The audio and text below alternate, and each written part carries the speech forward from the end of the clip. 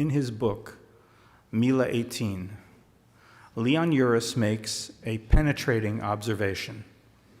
He declares that when a Jew says, "I believe," he really means, "I remember." Historical memories are the glue that has kept our people together over the centuries.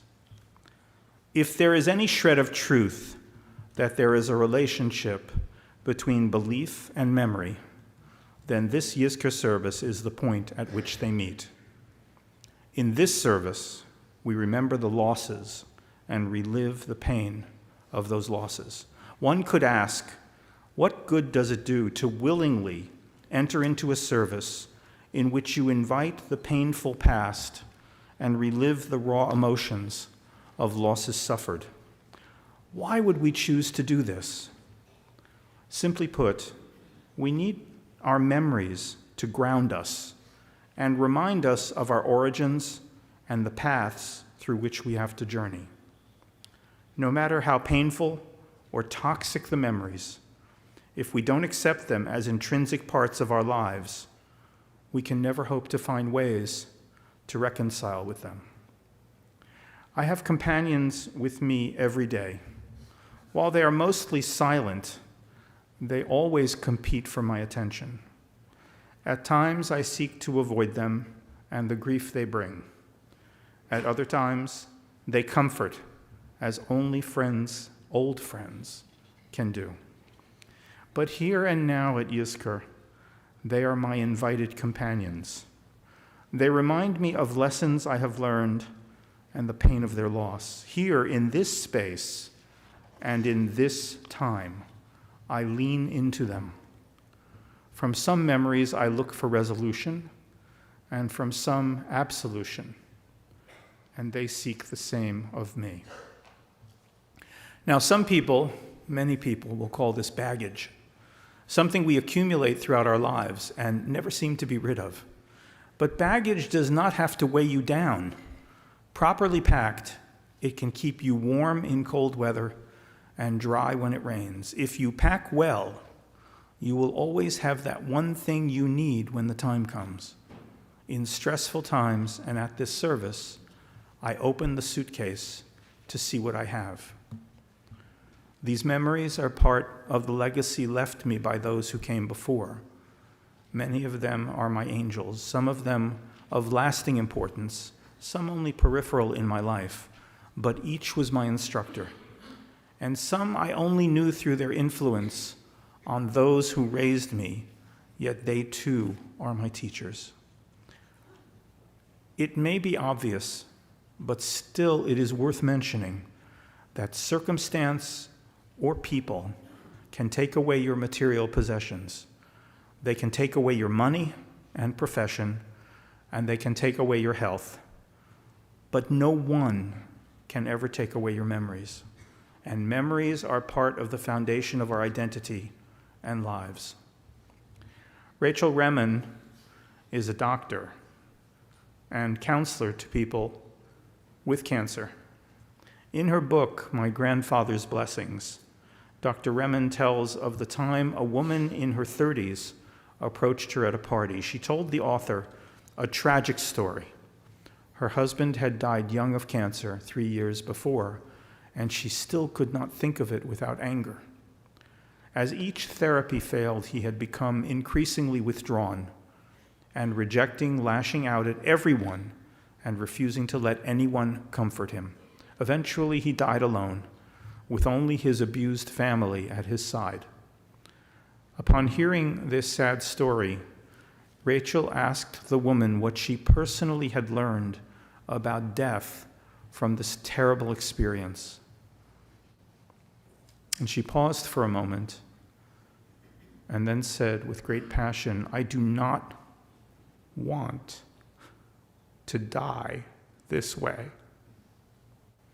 In response, Rachel asked her a simple yet profound question. So how do you need to live? How do you need to live so you don't die this way? Each death is a loss, and in our lives we experience loss in many forms and in many ways. I have found in the years I have worked in hospice and in the community with both clients and families that death is looked at as an ending. And it is. A life will end. But we who are left with the loss rarely understand that there is no ending without a beginning. Beginnings and endings are always right up against each other. Nothing ever ends without something else beginning, or begins without something else ending. Sometimes, though, we only focus on endings and never notice beginnings.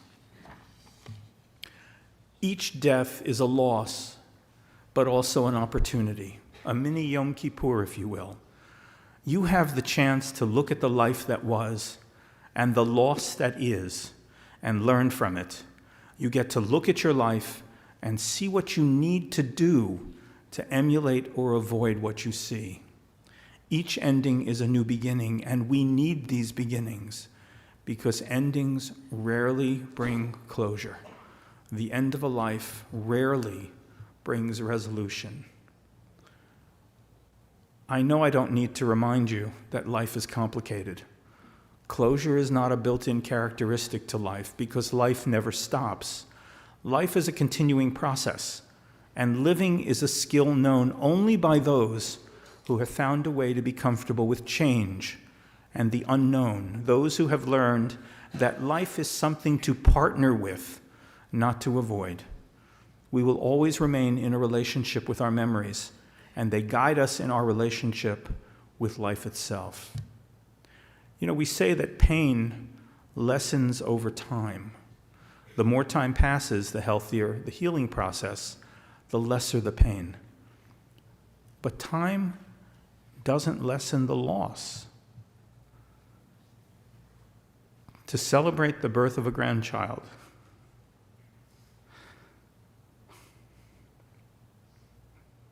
and not be able to share the news and the joy with your parents heightens the sense of loss. The pain becomes manageable, but the loss never goes away. And most of us confuse loss with pain, but they are different. It is our tendency to lump them together that can make them seem like an insurmountable obstacle that cannot be overcome. The synthesis of pain and loss makes them that much harder to resolve. Our inability to separate the two leads to despair, but they are different, and being different must be experienced in different ways. We can learn to deal with and resolve the pain, but we have to learn to accept the loss. Throughout all of this, one truth stands out. It is human contact that makes the pain bearable and can mitigate the loss. But to have that contact, you must first ease the pain by accepting the loss. And if we are to come to terms with death and resolution, with the loss that accompanies each death, we must unlearn what our culture has taught us. We must see that baggage need not be a negative influence within us. Properly packed, it can support us through the challenges we face in life, that beginnings only appear when accompanied by endings, and that moving forward is the only way to come to terms with life. We must lean into our memories and allow them the space they need within us. And most of all, we must trust that life itself can lessen the pain and give the space to grieve properly. We must unlearn in order to relearn. And perhaps most importantly, we must recognize that it is those around us who can help us accomplish these tasks. You cannot do this alone, and you cannot do this without help. The science of unlearning is a very new one. Unlearning is essential when we are moving from one stage of development to the next. For example, when at the end of adolescence, a child leaves home to go to college in another state, both the child and the parents undergo separation and massive change as they alter old emotional habits, routines, and self-images. In effect, they have to unlearn what they had in order to adapt to the new dynamic. It takes courage and a willingness to move forward into uncharted territory, because as surely as I go towards something, I am going away from something else. Learning to relax within the rhythms of life and not to fight them takes courage, but is one of the greatest gifts one can learn. And remember, courage is not the absence of fear, but the capacity to go ahead in the very direction of which you are afraid. So perhaps what we stand to gain from our grief is resolution that can lead to new relationships. Perhaps grief is the vehicle which propels us to unlearn our relationships so that we can make room in our hearts for new ones. This raises the question of whether it is ever possible to become free from emotional pain in this life. And I have found the surprising answer is yes, because once suffering is completely accepted, once it is understood and allowed to run its course, in a real sense, it ceases to be suffering. Instead, it becomes the motivation to grow. When I recite Yizkor, it is in the hope that some of this will happen, that I will experience the pain and the grief, but if I can separate them and use them to create opportunities for growth, for moving forward, they will provide the motivation to move forward with courage and face a future that is largely unknown. Have you ever wondered why we say Yizkor together as a congregation, or why we recite Kaddish only in a minyan? I think it's because human beings are God's angels. We are God's language. When you cry out to God, God answers you by sending you people to work day and night to try to make you whole, people to sit with you and assure you that you are not alone and not rejected, people who bear witness that they also once stood where you are standing, and they survived. You'll survive too. But because that's what we do with life in crisis, we survive it. And together, people have the potential to change that which is most tragic into a life-affirming experience. We cannot remove the tragedy, but we have the ability to transform it. This is how the Yizkor service can help as a catalyst of unlearning and healing. So if you look at this service only as a vehicle to remember and not as a potential beginning, an opportunity for new beginnings, you have missed the potential this service provides. You have missed the opportunity to move forward in life. And sadly, if we don't move forward, we move back.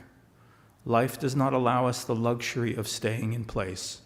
We each create a story, a narrative, in which we are the main character.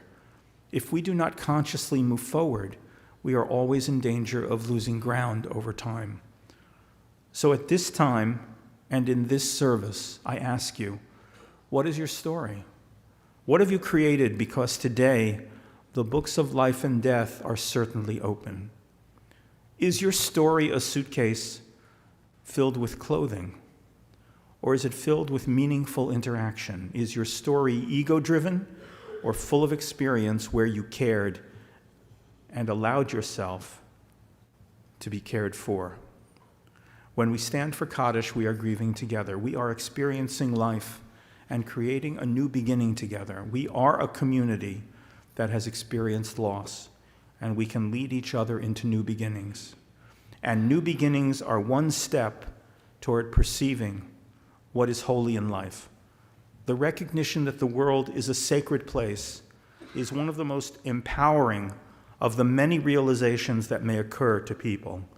It certainly helps comfort those with illness as it envelops them and envelops those closest to them, their friends, family, and even their caregivers. For those of you who are ill and in pain, for those of you who are lost and are unsure of what you are looking for those of you beset by problems in family and friends, and for those of you who face the coming year with apprehension over health or job, for those of you bearing a loss that seems too heavy to bear, for those of you who sit here and wonder if there is room for you, or if you are welcome, or even if you belong here, the answer is simply, yes, you always did. For those who wonder if even in your darkest moments there were those waiting to help, the answer is simply yes, they always were. Shana Tova.